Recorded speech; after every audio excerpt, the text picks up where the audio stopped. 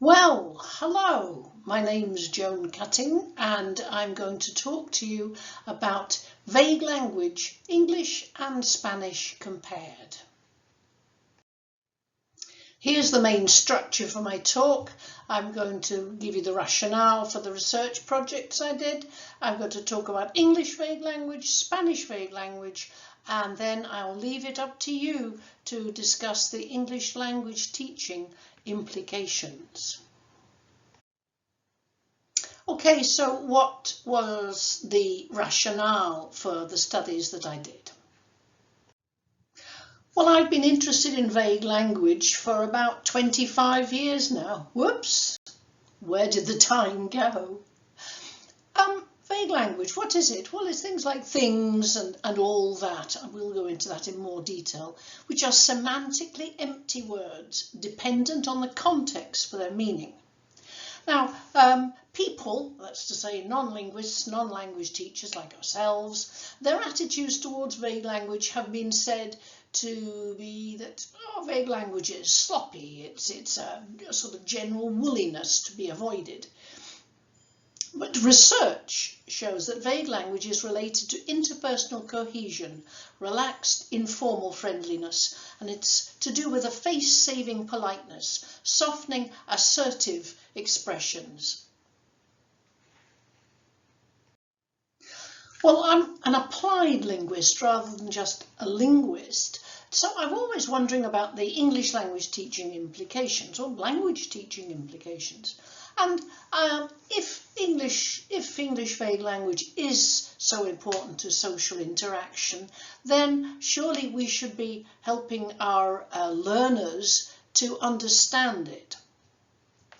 And we may find that learners have negative attitudes towards vague language in their mother tongue, and that could constitute a barrier to learning about English vague language. So this was the motivation for my studies. So let's start with English vague language. I've always been interested in knowing the main forms and social functions of English vague language. What I'm going to talk about today is the results of the studies of two corpora. One was a 26,000 word corpus of casual conversations in the Applied Linguistics Common Room in the University of Edinburgh, Scotland. And the other database is one that I collected over a period of 10 years, and it is incidentally observed spoken and written language. By far the biggest group of vague language forms in English are the general noun. For example, thing, as in I typed that thing up again after you'd gone, and all the stuff. And I haven't got the thingamajig in my... a thingamajig is just a very informal way of saying thing, thingamajig. And go and get one of the thingies on it. This is quite a Scottish informal way of saying thing. But then there's a whole series of adjectives and adverbs, sort of, kind of, you know these expressions, a little sort of quiz activity type thing. This is what I heard one of the teachers saying to the students that they were going to do that day.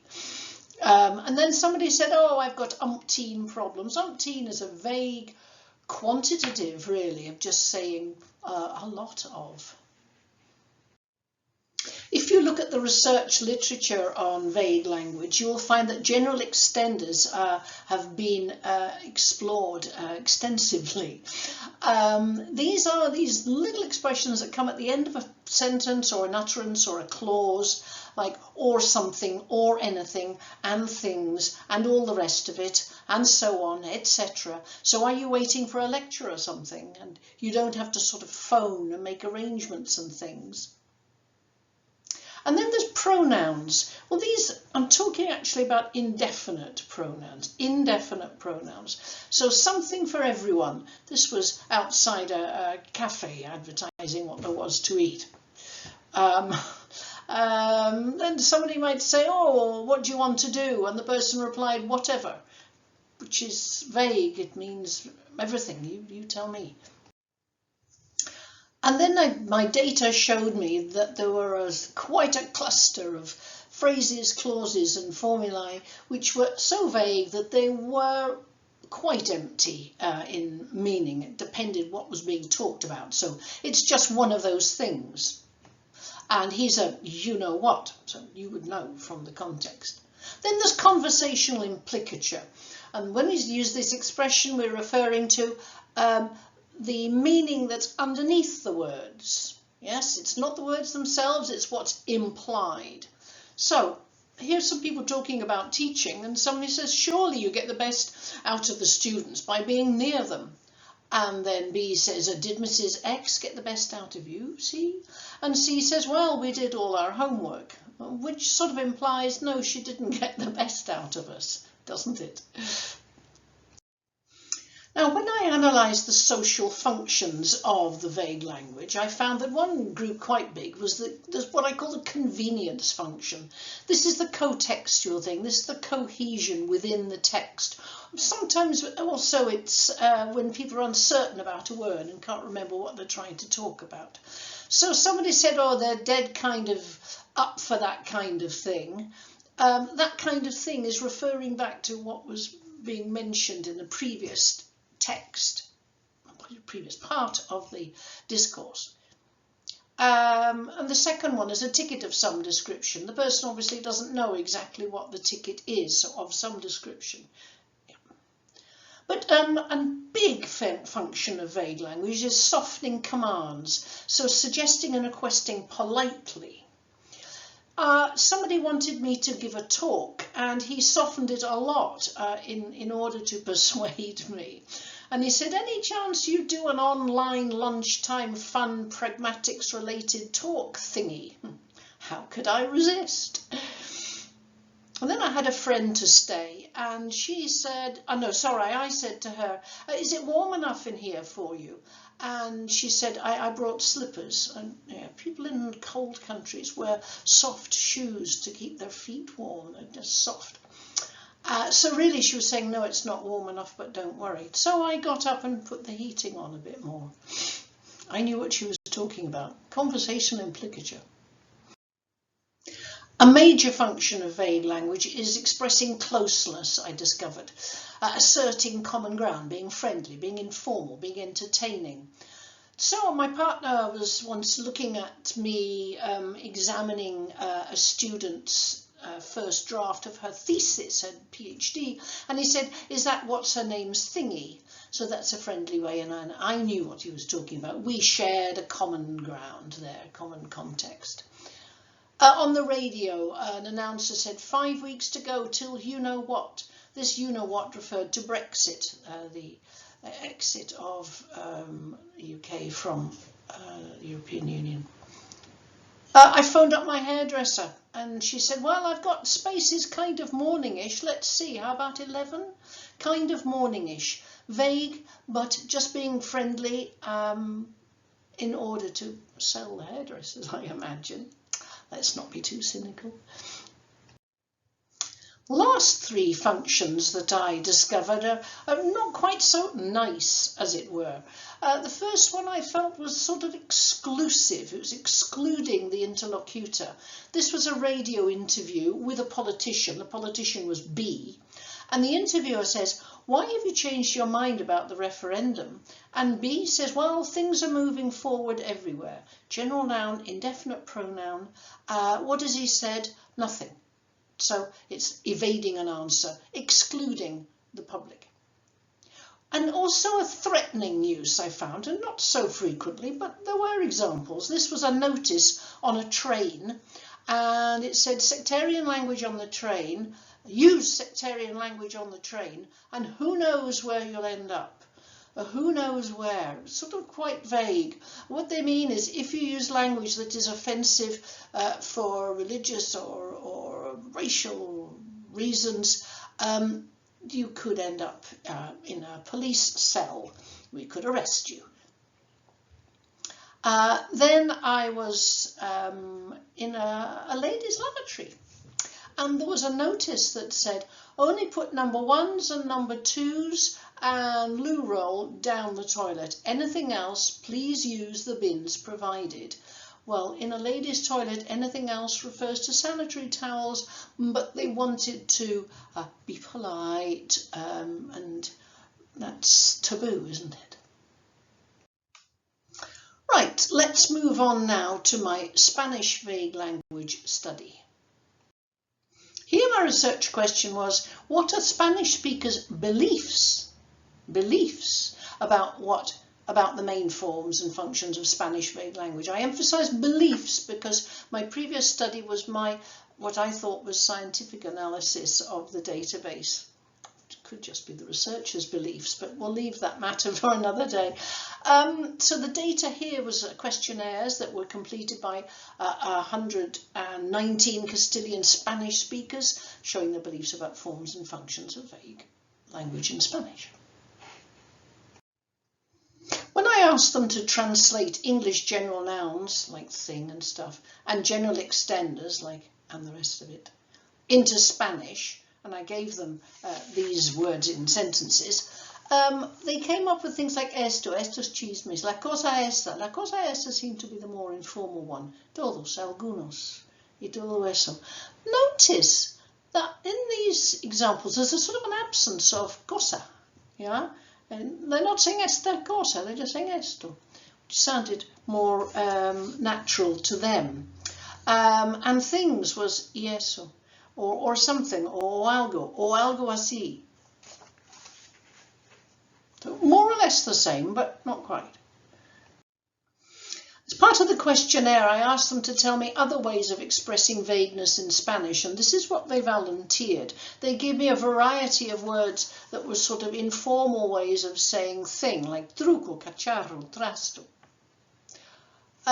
Pronouns they offered me. I love this example. My grandmother usually says empty meaning sentences such as pásame eso que está ahí encima del este.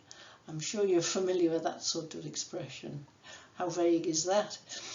Adverbs and adjectives. Cuando contestar a como te va y la respuesta es no muy bien, they will answer ahí vamos or ni fu ni fa to say ni bien ni mal. The phrases they mentioned were these. Cuando no quieres expresar nada en especial, puedes decir, pues nada, pues eso ya sabes, no estoy muy allá. And the last example they gave was, vivo, que no es poco. I love that one. For the next part of my questionnaire, I asked them to say why they thought people used these vague expressions. Yes, what was the function? And a lot of them said it was convenience, like in the English, the saving of time and not repeating words that I mentioned previously, and they show that you do not know how to say a word or you don't remember it. Okay, that's standard, not terribly interesting as far as I'm concerned, but let's move on. They also said it expressed a deep relationship. Se usa en conversación entre amigos, familia, cuando no hace falta decir la propia palabra, lo que parece significar mucha afinidad. And the other one I've got here is, se guardan para círculos cerrados de amigos, en otras ocasiones son sinónimos que no todo el mundo entiende. It's almost like an in-group code, isn't it? A lot of the answers mentioned closeness, indicando esa relación de amistad o proximidad. Indican cercanía con los que te rodean, confianza. También es que es un ambiente distendido y relajado. Es una forma de entenderse dentro de un grupo de amigos de forma más cómoda, para su gusto, más chula o original. Remember at the beginning I mentioned that sometimes there might be negative expressions. Well, a lot of them mentioned it was to do with young people and people of a low educational level. It's interesting, eh? Si usas palabras muy coloquiales, se puede decir que eres más de barrio. Y se piensa que esa persona es más inculta. Well, that for me is very interesting because amongst university lecturers, there's a lot of vague language. Most of them are not terribly young. And I presume they have a high educational level because they've got PhDs, but hey, what would I know? Laziness. Now this is an interesting thing. Indican indiferencia, que no tiene mucho interés en terminar la frase, en que esperas que los demás completen el significado. ¿Creen impresión de indiferencia o a veces pasotismo? Bit strong, eh? The next one carries on, ranting, as it were. En mi opinión, se utilizan por vaguería, por dejadez y pereza de completar las frases. All right, there are a lot of lazy bums, these people. That's why they use vague language. How about that for a negative attitude to vague language? Well, all of this is very nice, isn't it? But so what? Okay, so what are the English language teaching implications? All right, so here are a few suggestions, but please don't feel that you have to agree with them. Please disagree with them. That's what our chat is going to be about on video.